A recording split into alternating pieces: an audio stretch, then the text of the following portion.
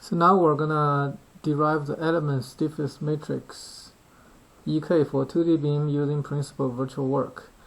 The 2D beam, we all know. I mean, we actually in this class we programmed a 3D frame, but you know, it's actually the foundation of doing that is 2D beam. So if you can do 2D beam, you can do 3D frame.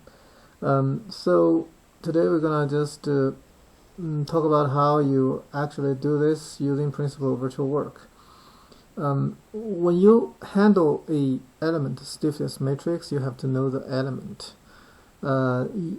which means you have to know its degree of freedom, how to define it.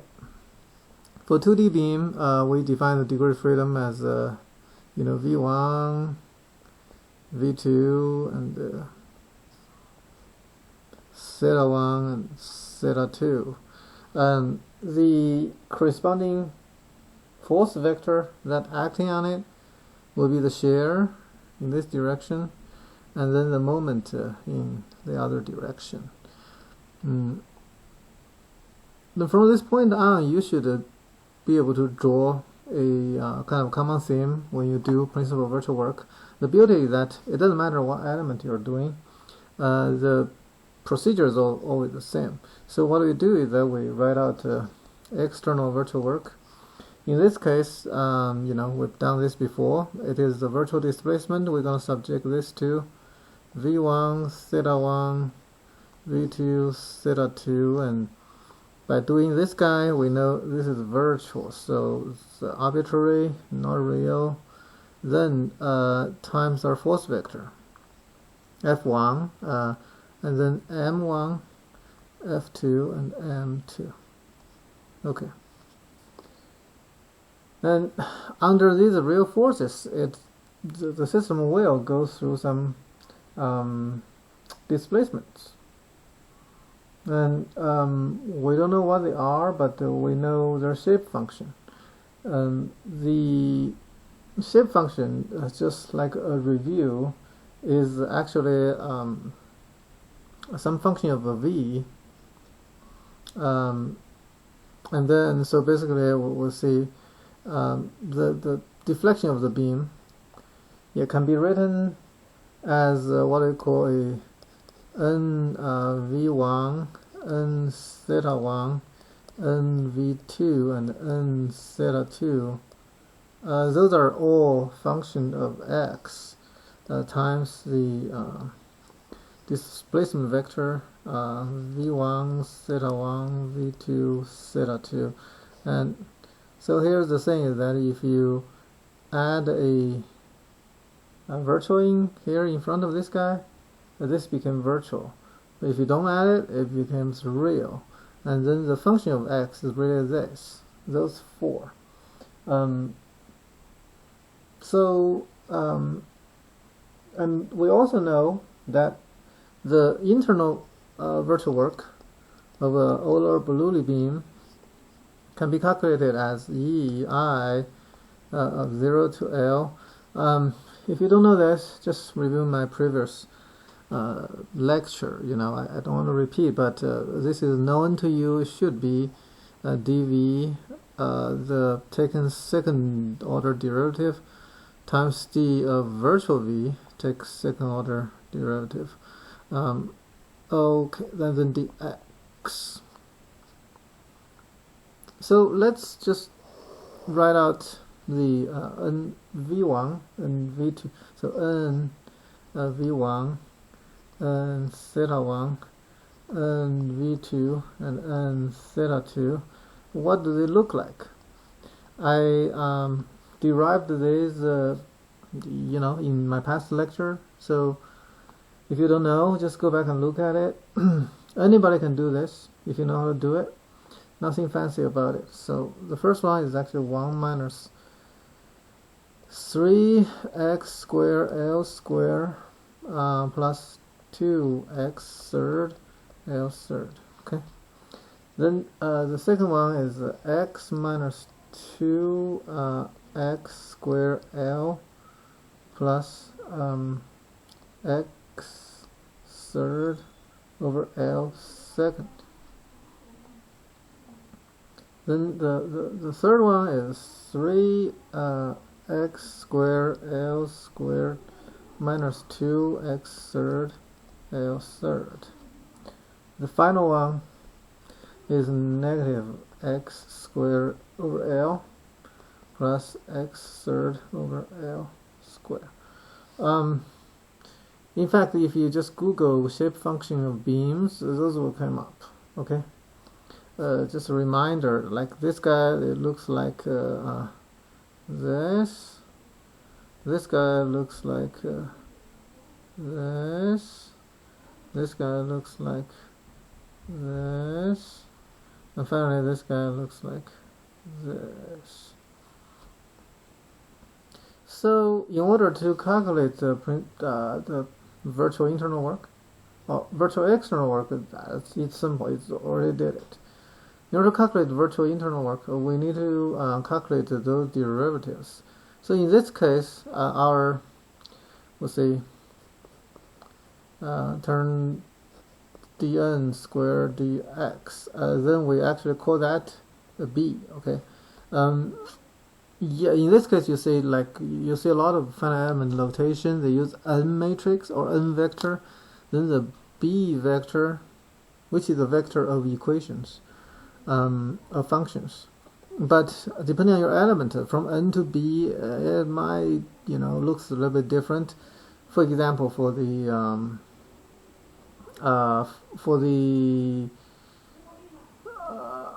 bar, from n to b is simply just take first derivative. But for the beam, because how we set up the displacement function of beam and how it related to v and u and everything, it's actually second derivative. So if you take that, then if you take second derivative of this guy, it becomes negative 6 L second plus 12 over L third x. Then the second guy is negative 4 over L, and then plus 6 L squared x, and then the third one is 6 over L squared minus 12 over L third x. Then finally you have negative 2 over L plus 6 L squared and x. So yeah, those are the n's, those are the b's. So yeah, this entire thing is, you can see it as a like b vector or whatever you want to call it. Then if you look at the notes before, the rearrangement of the matrix operation and how you implement this will be exactly the same. So in fact, we will actually get our EK equals to EI, and the integral over 0 to L of this matrix, where we have well, I'm just gonna call this B1, call this B2, call this B3, and call this B4. Okay, so the result would be like B1 square, B1 times B2, B1 B3. You know the drill. B1 B4, and then finally you just go down. Then there's like apparently B4 square. On this side would be like a B4, B1, and then dx. Oh, I'm running out of space. But then you're like, well, what are you gonna get? You know what? I'm not gonna do all the terms, but what I'm gonna do is I'm gonna like pick a couple of terms. Let's just pick this guy to try to actually do it, show you it works. So basically, what you need to do is you don't need to worry about the EI. Okay, you just take the B1 this function and just square it. Negative 6 over L plus 12 L third x, and then you just square it. Of course, then you do the this thing. What it does is that you do the square, right? So you keep writing this, and then you just do it. 36 over L force, it looks like. Then it's minus 2 times 6 over 6 times 12, and L fifths and X. Then finally plus 144, which is 12 squared, L6 and X squared dx. And then you just plug it in, you find out you got 36 L force X plus minus then X, you use this too, so it's like 72 L fifths X square, then plus you need a 3, so in fact this divided by 3 is 48 L6 X third. You value that between 0 and L. Just like all polynomials, you putting a 0 there, there's nothing here, so just put L in, that's your result. So it becomes, you find out that it's like a L third, it's all cancelled out, so it's L third, then you have those two guys, 36 plus 48 minus 72, oh yeah, guess what that is? It's 12 L third. So that means our first term, our EK11 should be equals to 12 EI over L third. And if you check my notes, that's actually exactly what you're gonna get. Let's do another term. Let's do the yeah, what do you say, like you want to do a cross term? Yeah, let's do a cross term, like this guy.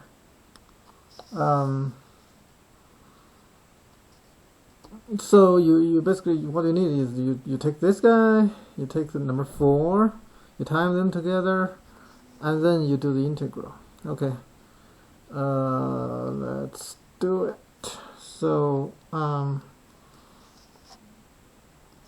yeah, you're gonna ask me like if you prefer doing all those integrals, or if you prefer to just do your old mechanical material stuff. Yeah, I say it's kind of a toss, because this is like pure mathematics, right? But we're gonna show that it works. Okay, let's buckle down.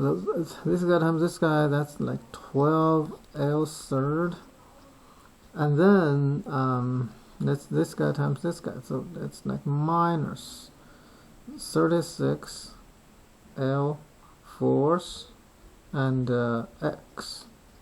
Let's do that. Then now this guy to this guy, so minus 24 L force X. Then finally those guys to this guy. Then that's plus 72 L fifths X squared.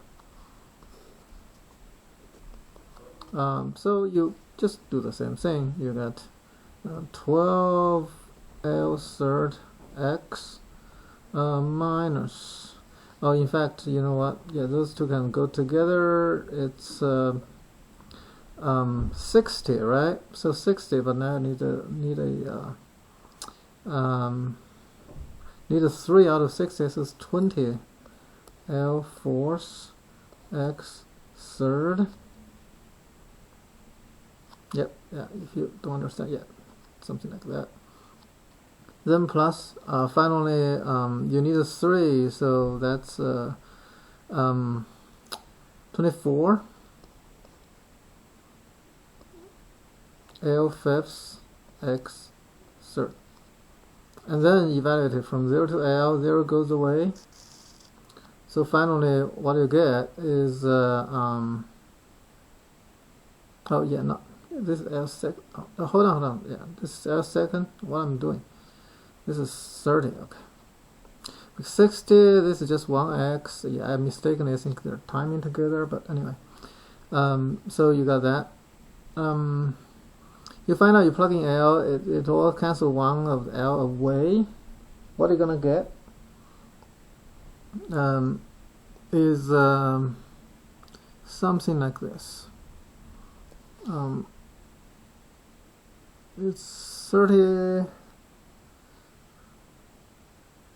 36 minus 30 pretty much, and L squared. That's it.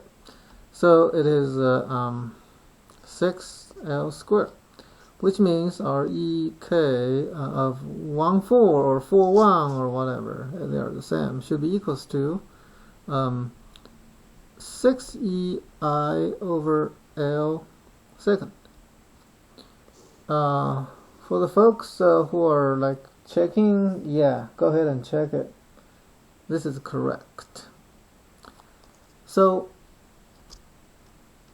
yeah, in this case we actually established we can indeed find an EK using principal virtual work, and the procedure to follow is really, you know, very simple. You define your element, you get your degree of freedoms, you get your external virtual work, easy. Okay, then you do the integral over volume to get your internal virtual work. But to do that, the best way to do it is to actually represent your displacement function using shape functions, and using the real and virtual displacement vector, you know, as the coefficients in front of those guys. Then when you do this integral thing, all you need to do is to actually do integral on, you know, your shape functions and their derivatives. Then you rearrange them. Finally you got to a point where you can solve for each of the stiffness element terms one by one.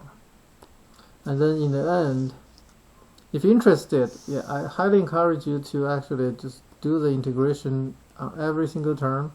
Yeah, actually, because it's symmetric, you only need to do half of them, a little bit more, and then you will find out that this always works.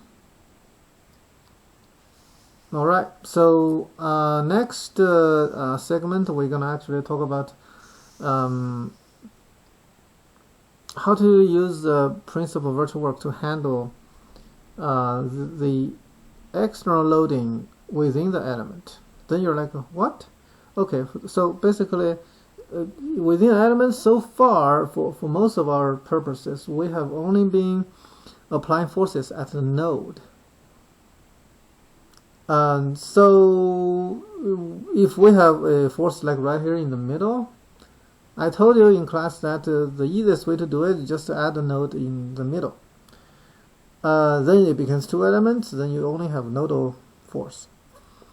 But then we have those weird distributed load on the beam. Then what I tell you is that, you know what, a simple way to do it is just to kind of dissect your beam into a lot of elements, because you have computer to do the calculation for you. They don't care. Then you kind of using tributary load to actually change those distributed load into a, you know, concentrated load. And then I also tells you that there is a term that called equivalent nodal force, which means whatever nodes you have in the middle inside the element, their effect can be equivalently used, represented by some equivalent nodal forces. We briefly talk about how to do that, but the key, the real generalized way to do it is through principal virtual work. So we're going to talk about that next. Okay, that's all for now.